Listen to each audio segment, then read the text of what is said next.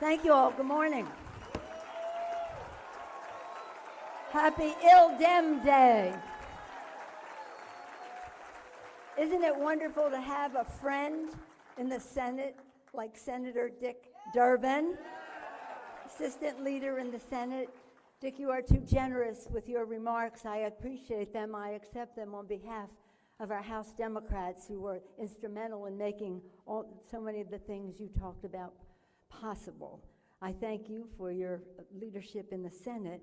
It was also a privilege to serve with you in the House, where I tell you, my friends, we saw firsthand his leadership in making tremendous difference for our country, whether it was stopping smoking on transportation systems in our country. No small order, I tell you, up against the biggest interest in our country, to a list of issues that relate to working families in our country. For all of his years there, his focus on children. When people ask me what are the three most important issues facing the Congress, I always say the same thing: our children, our children, our children. And Dick Durbin has been a champion for our children, as he is now a champion for our dreamers as well, all of our children. Thank you, Richard Durbin, for your leadership. And to you and to Loretta for your great leadership representing Illinois. He's a hero around the country for so many reasons. I know you know that here. I want you to know the high regard he has held in the rest of the country as he speaks out for Illinois, his priority. Thank you, Richard Durbin. It's an honor to be here with Governor Pritzker. How proud we all of you. Think big, you get big things done. Congratulations for being a model to the nation.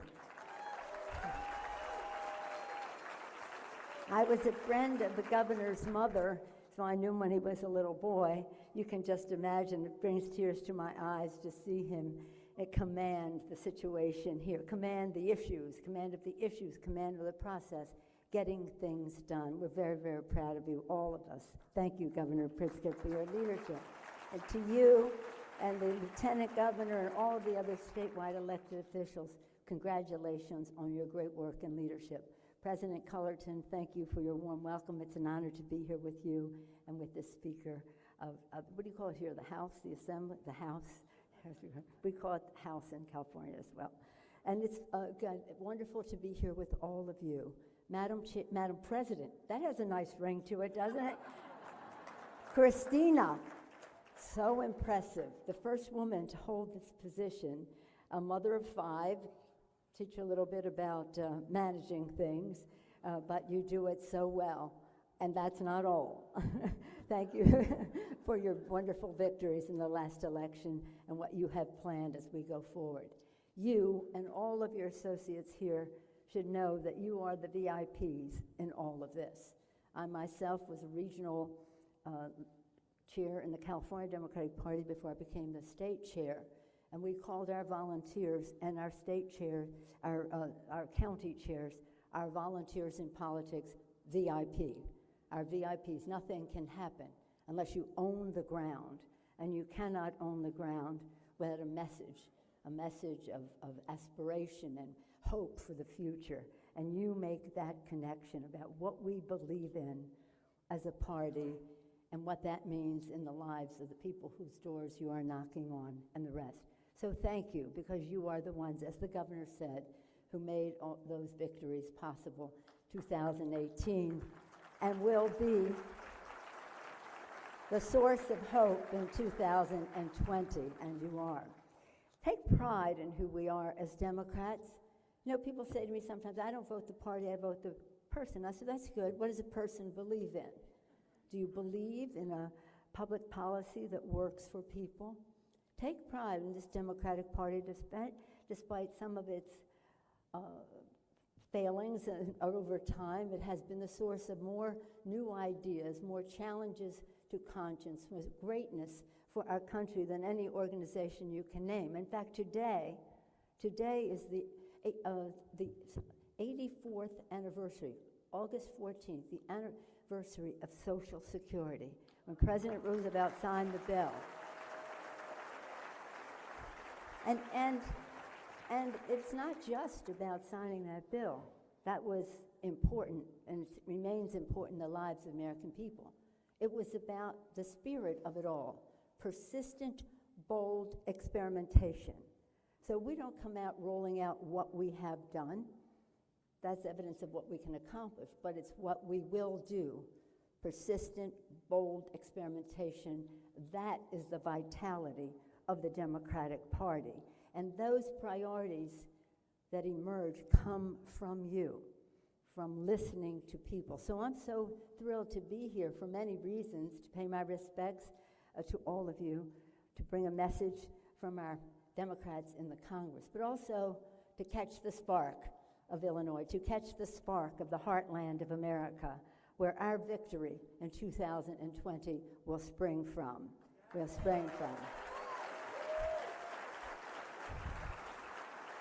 As you can see from what the governor presented and the presentations showed us, a mainstream agenda can also be a progressive agenda. It has been proven in Illinois. Let's make that happen for the rest of the country. Now, I bring you greetings from the Democrats in the Congress. We are very proud of who we are. As the governor said, we should look like America. And 60% of the House Democrats are women, people of color, LGBTQ. We're very proud of that. Secondly, of the 106 women in the Congress, 106 women in this Congress, 91 are Democrats. Because we made a decision. So there's so much I want to share with you. But in the interest of time, I'll just say how honored I am to receive this award with Glenn Pritchard, my former colleague. Thank you, Glenn and Joe, for your leadership. To receive it with Deputy Majority Leader, that sounds good, Jehan Gordon Booth. Wasn't she wonderful? We have our established former member of Congress talking about his history in Congress. We have Jehan, the future, the present and the future, just right there before our very eyes. What a beautiful, beautiful, inspiring sight to see you. Congratulations on your time. So we passed all these bills. Sherry Bustos, and we're so proud of her. Sherry Bustos as the chair of our Democratic Congressional Campaign Committee. And she acknowledged already Robin Kelly, a champion in fighting in the gun violence prevention world. Thank you, Robin Kelly of Illinois. I wish you could see Lauren Underwood in action fighting for health care for all Americans. Sean Caston, a champion on addressing the climate crisis. They're so fabulous. Thank you for Illinois for sending them. And of course, Betsy Dirksen Lonergan, we're circling back for that victory. She'll make us very proud. Yes, I had the privilege of serving also with Tammy Duckworth in the House. Such an inspiration. She continues to be. As a candidate the first time, I told Betsy last night, it took a 1-2 punch for the senator to come to the House, and now she's in the Senate. But Tammy Duckworth has been an inspiration to our country the entire time. Thank you for sending her to the United States Senate. So we passed all these bills in addition to what has been mentioned. I just want to emphasize climate action now. It's very important to build and issues that relate to LGBT, our Equality Act, to end discrimination against LGBTQ people in our community. Right now, we're in the middle of Sherry's guidance and leadership and insistence, our 200 days into our majority. And we've accomplished great things. Many people have referenced them. Several people have referenced them. So I won't go into them all, but just to say they are under the rubric, under the framework of for the people. For the people. We'll lower health care costs by lowering the cost of prescription drugs and retaining the pre-existing medical condition. For the people, we will build the infrastructure of America in a green way under Davis-Bacon. Any labor folks in the House? For the people, we passed H.R. 1. Lower health care costs, bigger paychecks, cleaner government. And all of the other legislation falls under that. In addition to what we passed, though, since there's some labor people in the House, we passed the Butch-Lewis bill, where we're very proud to protect pensions in our country. But you see, it's about build, build, build. The governor has been a champion. Build the infrastructure. Build the personal infrastructure, education, health, and all the other things. And congratulations on your most recent signature yesterday regarding health care. Invest in infrastructure of America, personal, human infrastructure of America, and we all want to invest in building our democracy and saving it from any enemies, foreign and domestic. So we've sent our legislation to the Senate. They sent our legislation to the Senate. Moscow Mitch says that he is the Grim Reaper. Imagine describing yourself as the Grim Reaper, that he's going to bury all this legislation. Well, we have news for him. All this legislation is live and well in the general public. And since I'm in Springfield, I'll just quote a Republican president, Abraham Lincoln. He said, "Public sentiment is everything. With it, you can accomplish almost anything. Without it, practically nothing."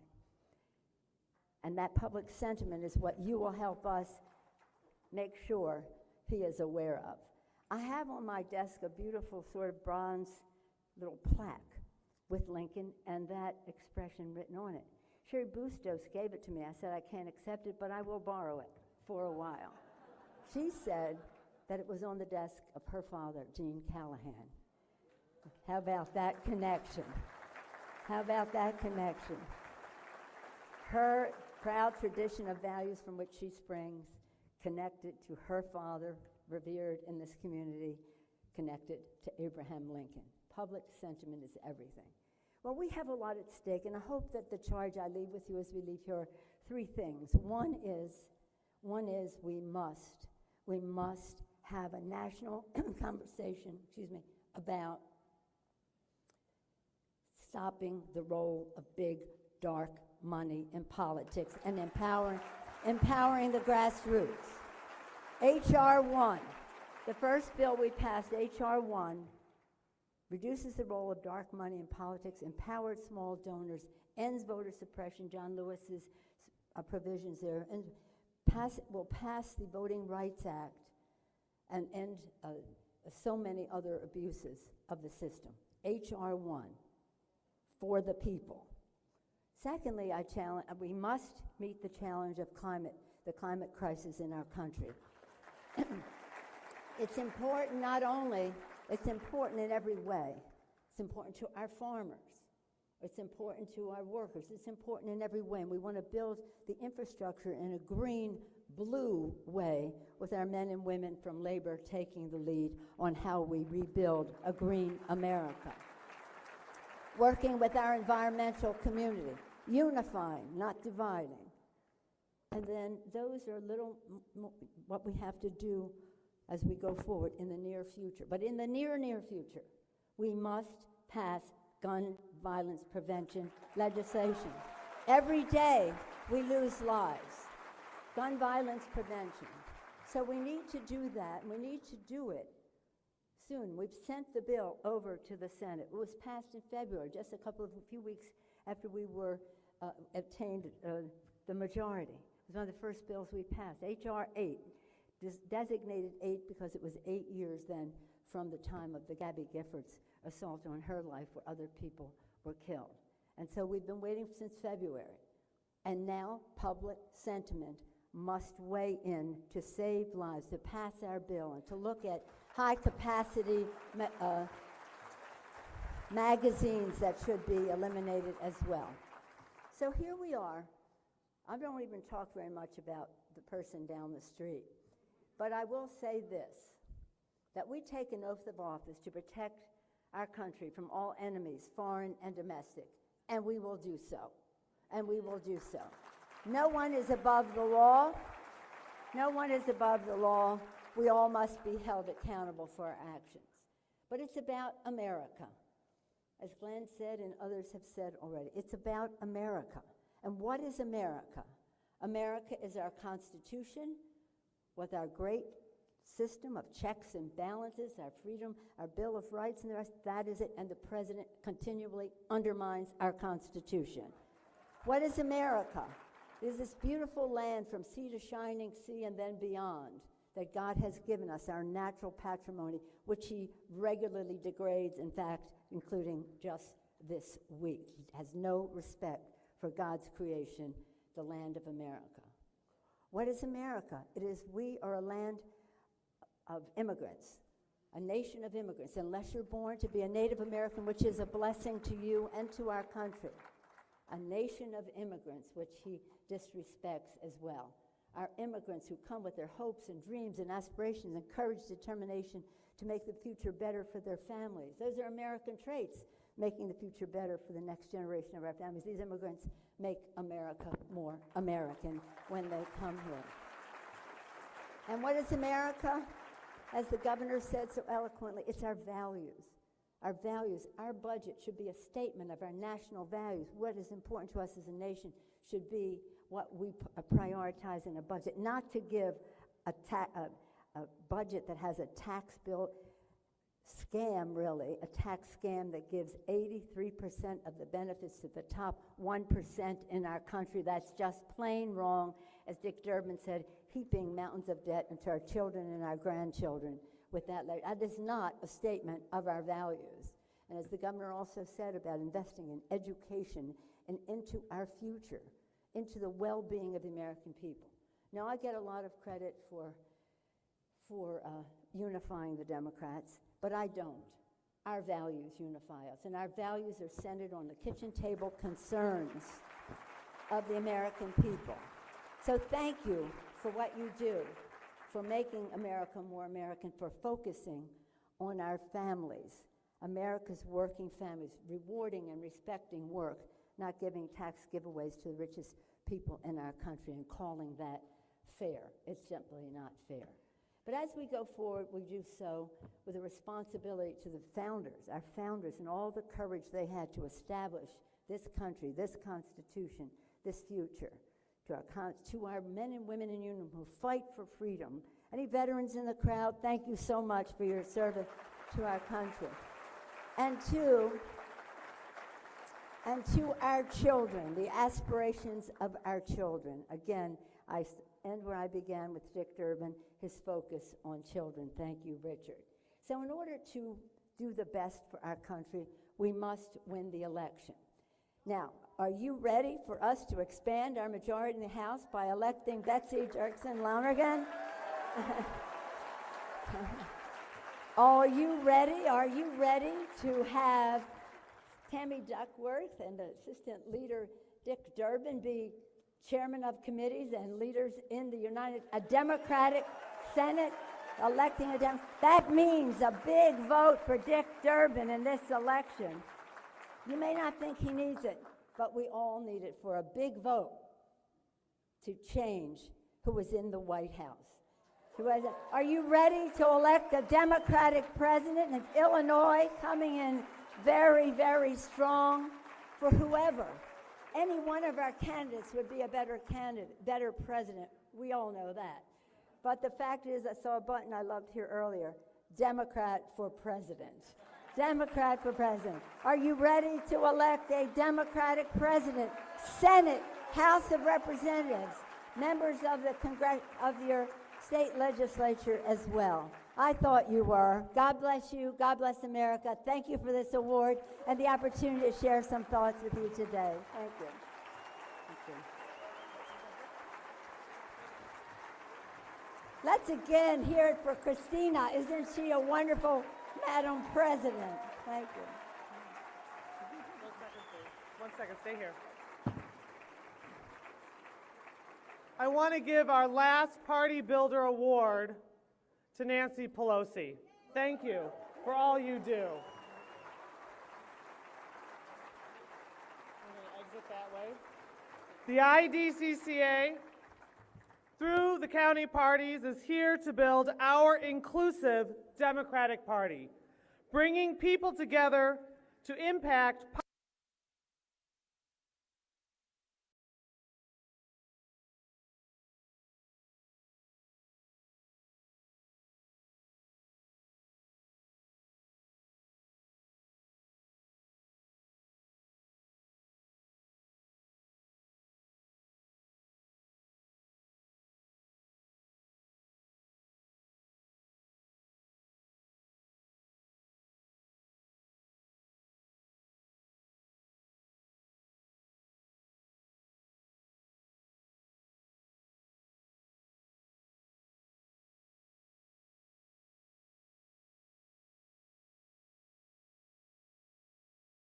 As he does, and as we wait that part of it, the House Speaker Nancy Pelosi, a while ago, saying, look, we've already passed some things, Senate should act.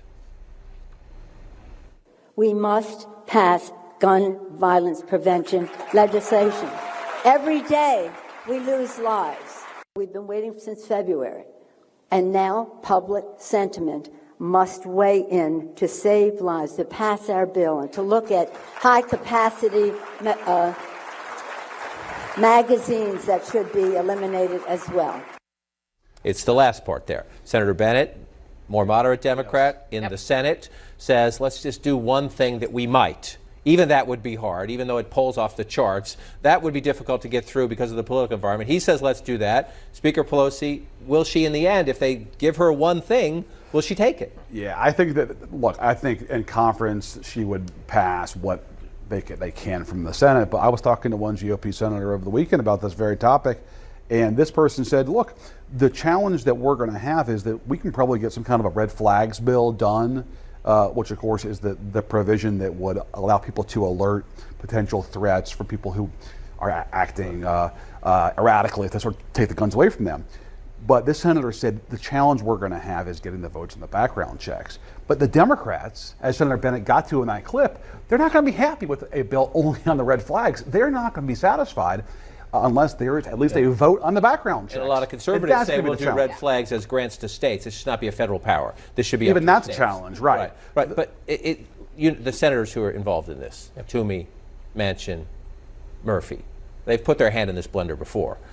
Forgive the metaphor, but they've been down this path thinking they're close to the finish line to have it go. Do they really think they can get there, and do they trust the White House? Yeah, I think if they were being candid, they would tell you that there's not a whole lot of optimism that something's going to get done, but credit where it's due that they're willing to have the conversations. I think that when you talk to the people that are involved in the kind of preliminary talks as it stands right now, there's an acknowledgement of this. When you get into the weeds of the actual technical provisions in these legislations, things get complicated really fast, and opposition starts flying at you really fast. You can pull broadly background checks and get 89 to 90%, and then when you start talking about how families pass it down or whether a gift would be included in that, then things get hot really fast, and then you start to lose people. And I think what they're trying to do right now is figure out how can we narrow this to a way that keeps everybody at least somewhat on board, or at least the opposition neutral to some degree. I don't think the NRA is ever going to be neutral, but at least some of the opposition neutral. And I don't know, in talking to people that are involved in this, that you ever get there, but they're at least willing to give it a shot because, as Molly said, you never know where the president's going to end up on this. Maybe he decides to make this a thing, and that changes the game to some degree. The common refrain from Democrats, and for that matter from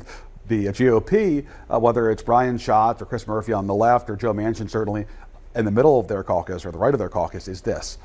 To President Trump, this is their plea. You've got to outline exactly what you want, and you've got to say explicitly, I am for the Toomey Manchin background check bill. Please pass the Toomey Manchin background check bill. I support it, period. He's got to say that. He's got to put it in writing, and he's got to tweet it 7 ways from Sunday. And unless he does that, it's going to be hard.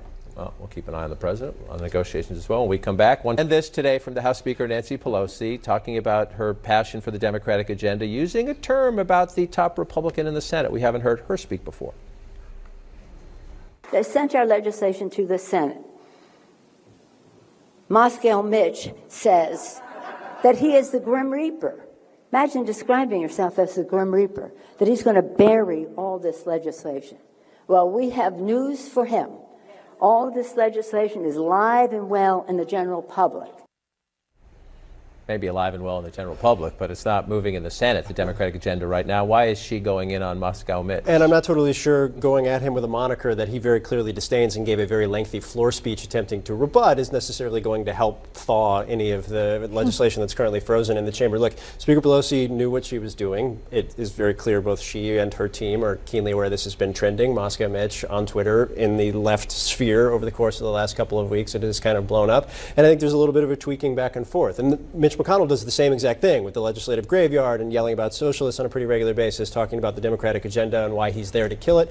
And so we're getting a little bit back and forth. The interesting thing about them is their relationship. They've known each other for a long time. They work together on the Appropriations Committee. They've never been particularly close, but they've always been able to work with one another, maybe on budget, maybe on appropriations. But they'll tweak one another. They know what they're doing. One final observation. I was so struck by watching Pelosi there from Springfield, Illinois. Can you imagine Nancy Pelosi going to Springfield, Illinois for a public event in the 2014 or 2016 or 2018 campaign cycle? Of course she would. But she is not the face of the opposition anymore. The damn boogeyman has now moved, and it's now AOC and the squad, and the Republicans have kind of given up on framing Pelosi as the villain. And her folks now recognize that, and she is free to go and do events in places like, yes, Central Illinois. That's interesting to watch. Up next for us, the Brianna Keeler live from CNN's Washington headquarters. Underway right now. The red lights are flashing on the economy as markets warn of a recession and the deficit explodes. New revelations about what the guards assigned to Jeffrey Epstein's cell were doing before his apparent suicide. Plus, police find 25 guns, 10,000 rounds of ammo, and now a teenager in Ohio is behind bars. And as the Trump administration rewrites the Lady Liberty poem, historians say they need a lesson. Doubling down, trying to rewrite history, or a little of both. Ken Cuccinelli, a top immigration official in the Trump administration, is standing by his revision of the iconic poem written on the Statue of Liberty. The poem, the original form, reads, of course, "Give me your tired, your poor, your huddled masses yearning to breathe free, the wretched refuse of your teeming shore." Cuccinelli sparked outcry when he offered his own version of that in an interview with NPR. Would you also agree that Emma Lazarus's words etched on the Statue of Liberty, "Give me your tired, your poor," are also part of the American ethos? They certainly are. Give me your tired and your poor who can stand on their own 2 feet and who will not become a public charge. That did not sit well with a lot of people. Cuccinelli last night tried to explain it further this way on CNN. Well, of course, that poem was referring back to people coming from Europe, where they had class-based societies, where people were considered wretched if they weren't in the right class. And it was written 1 year after the first federal public charge rule was written. Joining me right now, CNN political commentator, the former executive director of the Congressional Black Caucus, Angela Rye.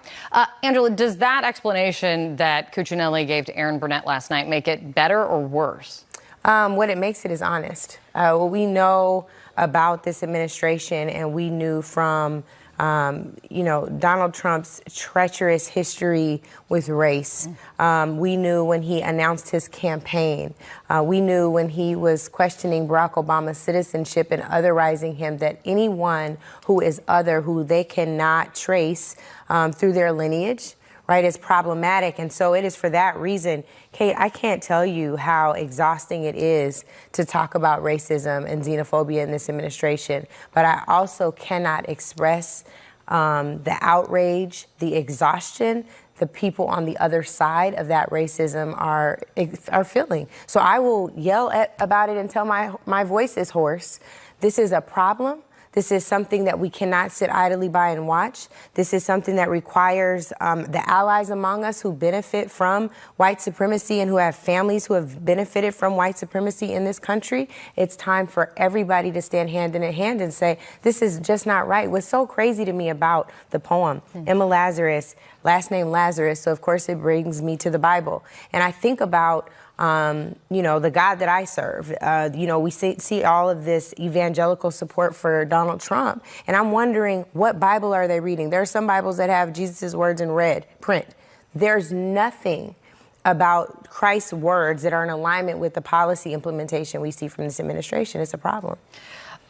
We know that this issue is energizing to the Trump base. Yeah. And I think we can say really candidly that when people are angry about when he says something, or an ally of his says something like this, or there's outcry to something that he says, that's energizing to the President Trump supporters as well. Do you see it energizing the Democratic base as well? And this discussion, very importantly, I think with where you are, is far beyond politics, actually. Right. But what they're when anything is done in a political season, you know that there is a political point to it. And I just wonder if it energize the Democratic base as much. What do you think right now? I don't know, Kate. Again, just going back to how I personally feel, I'm so tired of talking about it, and even more so, just analyzing it almost. Well, not even that. It's just how can this? It's like shock. You're in this constant. It's how are we going down this far? And then the next thing is even worse, right? The fact that he said what we all know the policy is for, saying, well, this was about Europeans. We know that's what you thought. So his point, right, is that this law has been on the books for forever, since the 1980s. What they're doing in this administration is an expansion on the original concept. But the concept of the public charge law has been on the books for a long time. Sure. Is it the law, or is it the explanation of what they are trying to do with it that's so troubling? It's the intent. And so, again, to me, as a lawyer, there are a gazillion cases out there in case law that talks about discriminatory intent as the reason. For me, I would always argue that if there's discriminatory impact, it's just as egregious. But he told you in plain hearing exactly what the intent was. It was about Europeans. It's not. So they have decided that black and brown immigrants are worthless. They have decided that they don't contribute to this economy, which is not true. They have decided that they're not adding value to this economy, which is not true. All of those things are problematic, but he's been very